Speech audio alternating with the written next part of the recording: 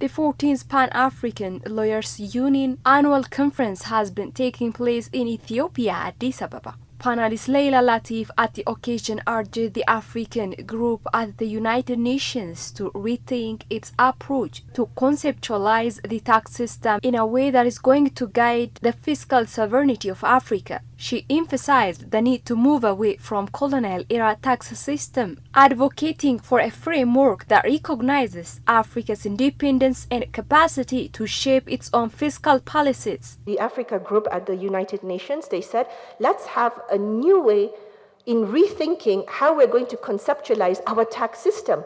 We want to break away from the historical colonial past and say now Africa is independent, Africa can sit on the table, Africa has great minds, and we can now decide for ourselves the tax treaties that are going to guide our fiscal sovereignty.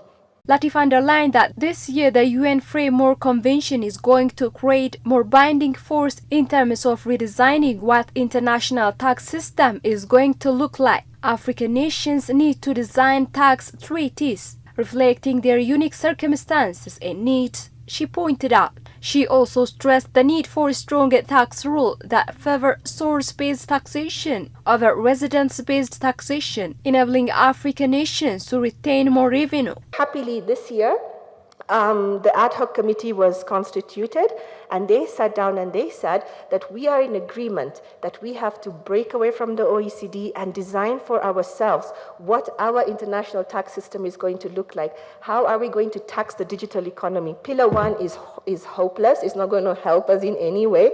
Pillar 2, again, is perfunctory because it talks about 15%, while the average of African countries' corporate income tax is between 22 and 26%. So why are we agreeing to 15%, right? So we're able to now open up these discussions at the United Nations level because the committee sat down and they came up with their draft terms of reference as to what's going to be the United Nations Framework Convention on Tax.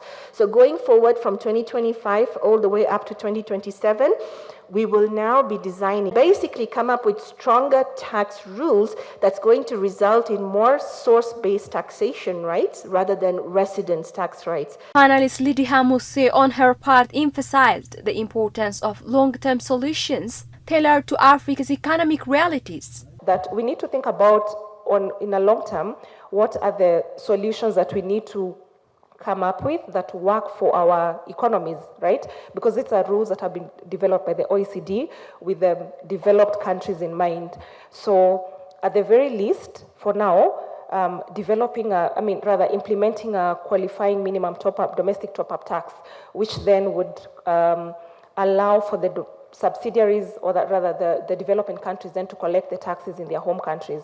So away from that, I think the other point, of course, is to support and engage in the UN Tax Convention, because we need to strengthen our regional collaboration to be able to have a voice at the table to implement rules that work for our economies.